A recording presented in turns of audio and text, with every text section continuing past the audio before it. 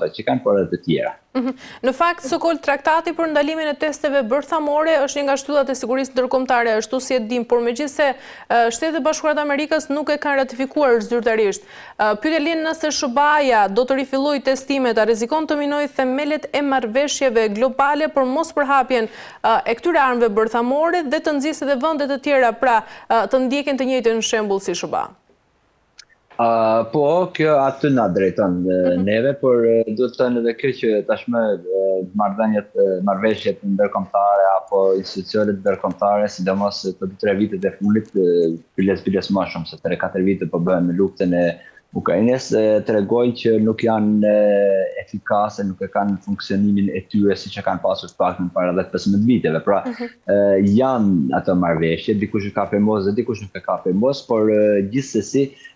mosqenia e një superfuqie, pra domethënë mosqenia efektive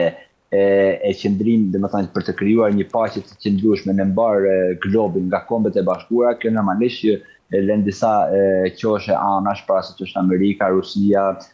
siç është edhe Kina apo edhe Anglia, Franca, që mund të testojnë gjërat e tilla dhe kjo automatikisht i prish të gjitha ato marrëveshje që janë bërë ndërkombëtare, por kjo duhet parë, domethënë se sa herë bota shkon nga ana ekonomike, shkon pa keq,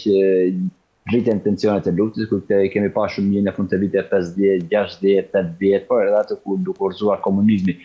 Kështu që marrëveshjet që janë bërë në shumë shtetet kryesore, mes shtetet kryesore, sidomos për nuklearizmin, kjo lë shumë për të dëshiruar dhe tashmë të dhënat e fundit që vijnë nga Amerika thuhet që tash testimi i tyre ka filluar. Pra, Trump ja tha javën e kaluar, por këtë javë ka filluar testimi i tyre në baza, domethënë në miligrame shumë të vogla dhe jo ashtu, por edhe totimin të njëjtën anë ka filluar diçka, domethënë provim të jo, por kemi bërë prove bomben që do ta hullin nuklearen dhe jo vetëm nuklearen, por gjithsesi diçka ka filluar dhe kjo nuk është të duket shumë e hajër, por të edhe janë presione për nga një tjetër. Pra superfuqitë e mëdha, Amerika, Kina, ato i bën edhe mundohen të bëjnë edhe presion duke përdorur domethënë këtë thëna dhe këto prononcime zyrtare, qoftë ndoshta edhe vetë arma nukleare. E qartë, këto presione, Sokol, se i përket deklaratës që ka bërë presidenti i SBA-s Donald Trump, a mund të përdoren për rikthimin në tavolinë të negociatave për armët bërthamore? A mund të përdoret, e paktën shumë strategjistë thonë që kjo aty do të shkojë, pra do të përdoret për këtë punë, por si do të reagojnë do të kuptuar edhe vetë Trumpin se nuk i dihet se çfarë sot e thotë ndryshe, nesër e thotë ndryshe, pas nesër e thotë ndryshe. E qartë. Ka ana tjetër, Sokol, kritikët thonë se rifillimi i këtyre testimeve bërthamore mund të ndezë edhe një cikël të ri tensionesh global dhe mund të rikthejë edhe frikën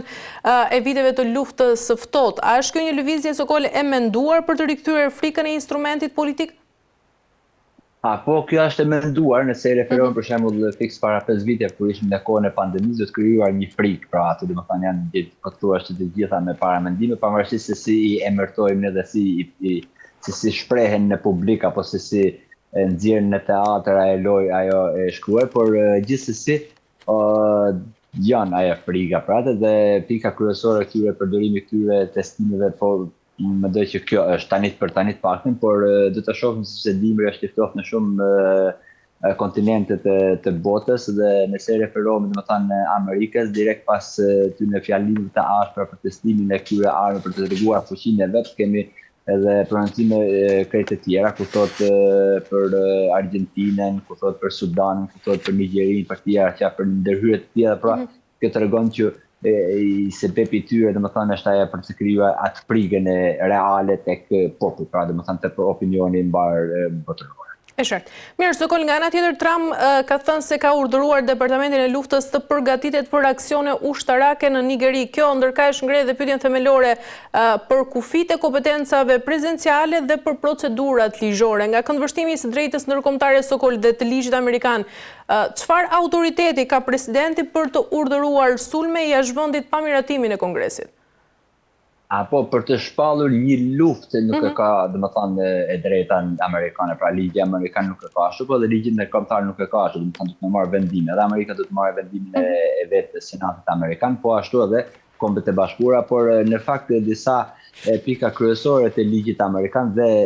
të kushtetues amerikane janë që ja japin atë drejtën. Pra për të ndaluar një pyetje, një gjenocid, siç thotë Trumpi, gjë po shpëtojnë kristianët atë në Nigeri. Ky është preteksti i tyre, apo po ndaloj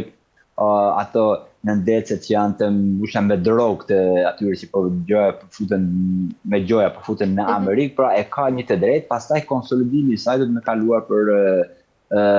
për Senatin Amerikan. Po ashtu edhe të Kombet e Bashkuara, por nëse je më i fortë i të fortave në këtë botë, do të thënë Amerika ka dhënë disa shembuj që këtë është ligjente të bëjnë, për shembull e fundit e kemi edhe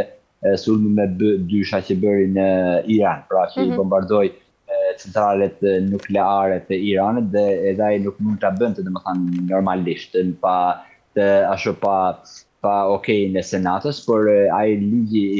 i amerikan i jep atë mundësi. Pra hira, dola, e bëra, ndalova dhe u ktheva. Pra nëse qoftë në këtë aspekt, Amerika mund të bëjë shumë gjëra sepse e bëri. Domethënë pra këtë vit ja arrit ta bëjë një të gjë, domethënë pas Senatit. Por ne referohemi luftës së Irakut apo të Afganistanit, ndërmarrësisht që është marrë okej nga Senato aty, edhe pse ne vonë për pastaj dalin që jo, po Saddami nuk ka pas barba bërthamore të tjera, nëse ju kujtohet, domethënë vite më parë që pat folën atë kohë Bushi, po edhe Tony Blair i Anglisë. Pra ato normalisht nuk i ka të drejta presidenti amerikan, por ka një pikë, domethënë ne 4 pika A, B, C, nuk pikë C, që ja jep atë të drejtë dhe pastaj konsolidimi i asaj, sepse kështu e mund ta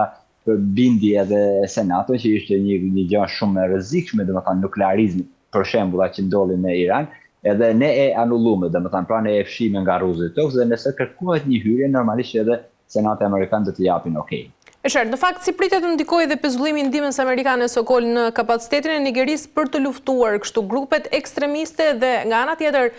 si mund të ndryshojë kjo dhe raportet strategjike midis Washingtonit dhe Brukselit, por edhe vendeve të tjera? Po Brukseli e shef në aspekti tjetër, domethënë e shef totalisht ndryshe Nigerinë, sepse ka vetë, si thënë asaj, ka fushën e ndikimit të vetë asaj, kurse Washingtoni e shef krejt tjetër, Kina e shef po ashtu ndryshe edhe ndryshe. Dhe preja e ndihmës së këtyre normalisht është totalisht një strategji e vetë Amerikës dhe për këtë ndihmon projektin apo strategjinë e Amerikës, kurse për Europën jo, por do të shohim domethënë në ditët në vijim se si do të reagojë Europa, ku Europa them Europa, por në fakt nuk e kemi një politikë të jashtme apo një ushtri të Europës që vendosin sikur vendos vetë Amerika, domethënë, por do të kemi prononcime ndoshta krejt të ndryshme që ofron Anglia, Franca, Spanja, Gjermania, do të kemi të ndryshme, por gjithsesi gjithë ky projekti që thotë Trumpi është strategjia e vetë Amerikës dhe me botkuptimin dhe me,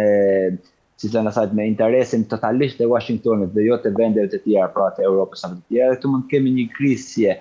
mes tyre, por gjithsesi Amerika ja arrin ta bëjë atë vetëm, domethënë në shumë vende siç e bëri, domethënë në disa në administrata e dytë të Trumpit, edhe në këtë çështje, duket që Europa ka ngel pak hapa më pas, domethënë për të shtrirë në fushën e saj një strategji për të mos prerë ndihmat dhe mos të lërë të rriten dhe grupet radikale që vrasin me vërtet me Qina apo me mijë njerëz, domethënë në ditën e Nigerisë.